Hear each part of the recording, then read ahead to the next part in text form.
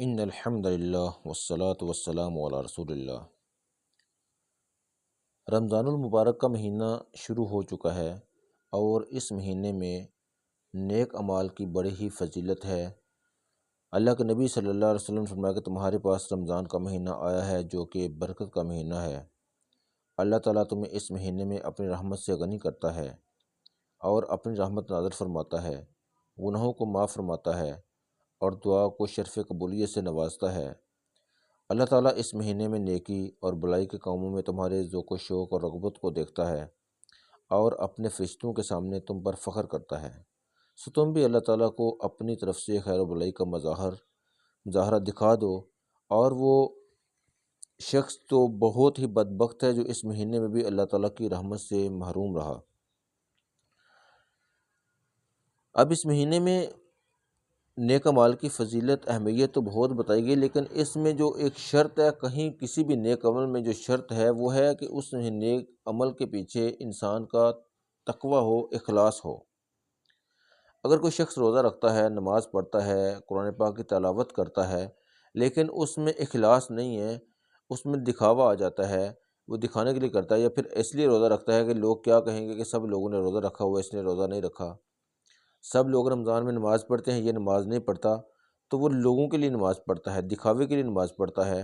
تو ایسے شخص کی جو نماز ہے اس کے بارے میں اللہ کے نبی صلی اللہ علیہ وسلم نے فرمایا کہ جس نے دکھاوے کی نماز پڑھی اس نے شرک کیا، جس نے دکھاوے کا روزہ رکھا اس نے بھی شرک کیا، اور جس نے دکھاوے کے لیے صدقہ کیا اس نے بھی شرک کیا۔ تو دکھلاوے کا جو بھی کام ہوگا وہ بجائے کہ اس کا فائدہ ہو، نیک عمل ہو، وہ شرک کے زمرے میں آئے گا،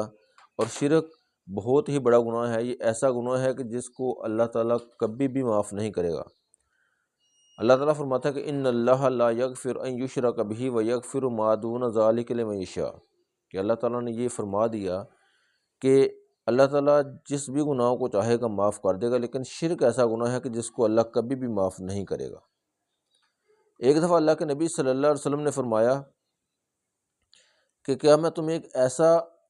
کام نہ بتاؤں کہ جس کے بارے میں مجھے تمہارے متعلق دجال سے بھی زیادہ خطرہ ہے، زیادہ میں پریشان ہوں۔ تو صحابہ نے عرض کی یا رسول اللہ صلی اللہ علیہ وسلم بتائیے، فرمائیے۔ تو اللہ کے نبی صلی اللہ علیہ وسلم نے فرمایا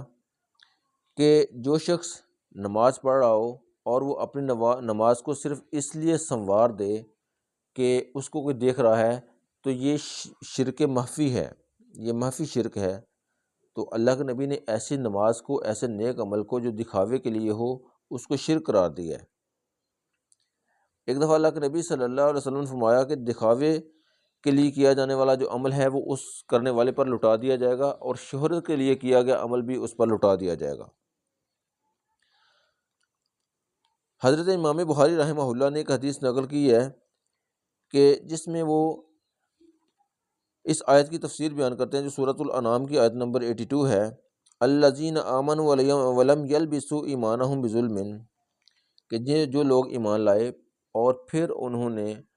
اپنے ایمان میں کسی قسم کا ظلم جو ہے اس کی ملاوٹ نہیں کی۔ تو جب یہ آیت نازل ہوئی تو تمام صحابہ کرام نے اپنی بڑی ہی زیادہ تشویش کا اظہار کیا اور کہا کہ اللہ کے رسول صلی اللہ علیہ وسلم وہ کون ہے کہ جس نے اپنی زندگی میں ظلم نہ کیا ہو، کہ جس کے پاس نیک اعمال بھی ہیں اور ساتھ ظلم بھی